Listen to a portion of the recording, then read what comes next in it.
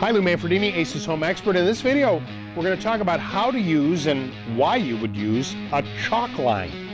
All right, I am actually a carpenter by trade, so using a chalk line was something I did every single day.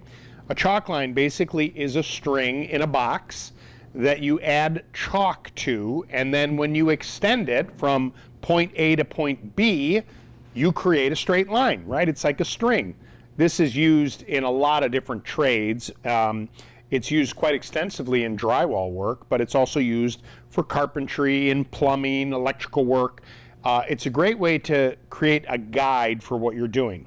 Now, typically a chalk line on the end has a little hook. Place that hook on the end, and then you would pull the chalk line, holding the box down. You bring it and you draw the line tight. Then you take your fingers towards the center, or as close to the center as you can, and you just snap it one time. And right after you snap it, you lift the chalk line up, and there you have a line. Now, in this example, it's blue, but there are different colors of chalk that you can use.